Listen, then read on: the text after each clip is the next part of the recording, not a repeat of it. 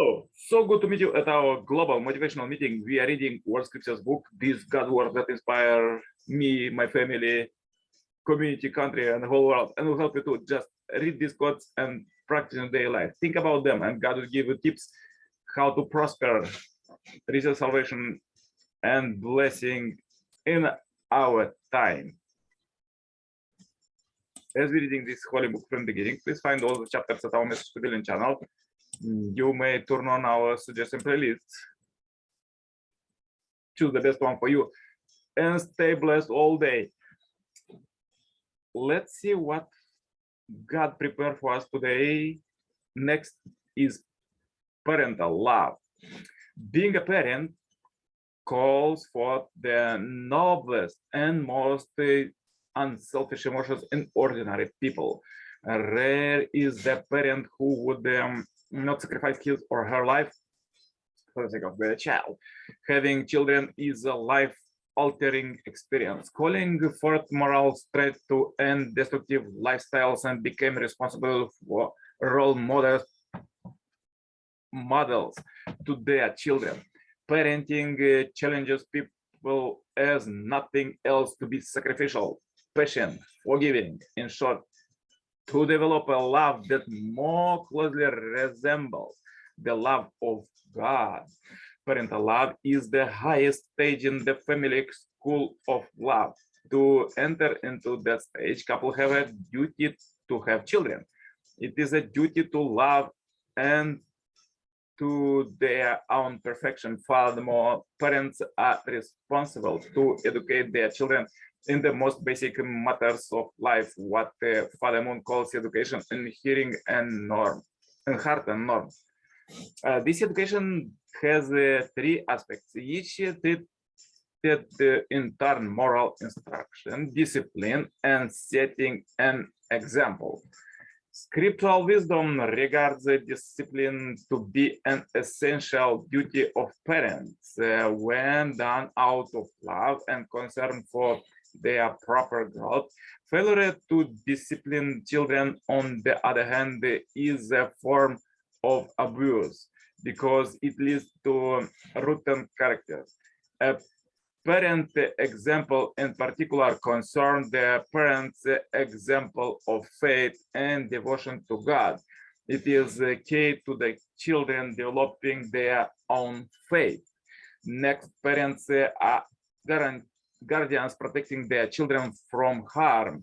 Anyone who has had a teenage daughter knows of the sleepless nights spent worried about her and thinking about how to keep her safe.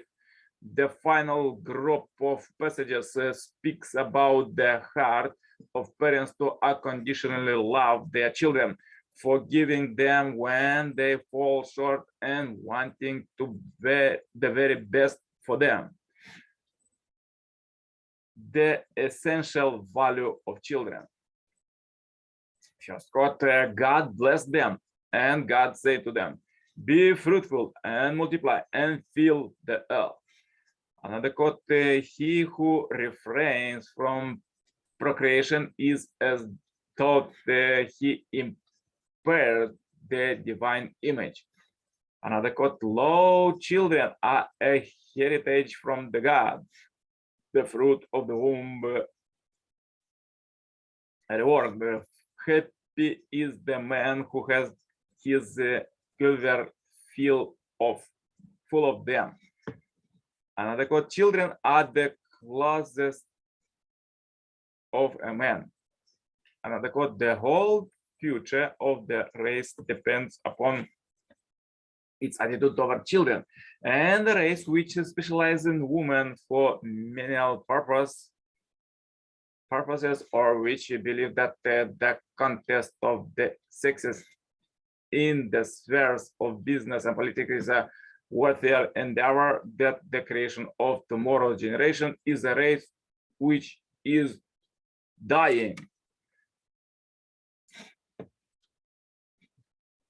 Further, let's read quotes from the Second Coming Messiah, Father Samuel. Once we marry, we should have children. Some may think that it does not matter whether or not we bear children, but that is not the case. Unless we bear children, we cannot fulfill the will of love. There are 4 directions of love: east, west, north, and south, around the center. When love is centered, its root can spread in all 4 directions and support that tree. Why do we need children? It is to know God's love, His love as our parent. We need children to know how to attend God as our parent. So we should not only give orders to our children, we should attend them and live for them as God lived for us. Only then can we comprehend God's love. We need our children as a textbook. Without children, we are incomplete. We cannot know God's love because we cannot know how much God loves human beings, His children, just as we cannot know the love of a husband or wife unless we became a husband or a wife. We cannot know parental love for children until we became parents. God created us so that we can learn to love by relating with each other. Hence, if we do not have children, we cannot become true parents. Mothers and fathers cannot achieve unity without children. Why do parents prefer their children's love? They cannot help it. Mother and father love each other as they love their children together, not just individually. It forms a rope of love that binds together, binds mother and father into one. A chain made of iron will eventually rush and break, but the rope of love lasts forever. Neither money nor food can bind the parents and children. Only love can bind them. What is marriage for? It is to establish a family with children. If you do not have children, your relationship may begin to deteriorate. Only after giving birth to children can your family be secure. Even if a husband might want to divorce his wife out of the resentment, if his wife gives him a son, he cannot easily divorce. He feels committed to keep his family intact. For the sake of our families, we should have children. You should love your children more than you love your spouse. If you women are asked, who do you like better, your husband or your children? The correct answer should be, my children. You can divorce your husband, but you cannot separate from your children. Even if you were to disown them and have their names removed from the record of your family tree, you would still be connected to them in lineage. After divorcing your husband, you might forget him, yet if you were separated from your children, as time goes by, you will miss them more and more. Anyone who has children can understand this. Parents want their children to be better than themselves. No parent wants his children to be inferior to him. A good-looking man and a beautiful woman married each other and bore a homely child. Yet, if you say to them, your child is better looking than you are, they are happy. It is true. No parents would take offense of that statement. True mother gave birth to 13 children. She once remarked, nothing in the world has given me more pleasure than giving birth to my babies and nursing them at my breast. Now that I have grown old, I look back on those times as the most pleasurable of my life. There is no multiplication in the spirit world. The multiplication of children happens only on earth. The earth is the only place where the citizens of the heavenly kingdom can be multiplied.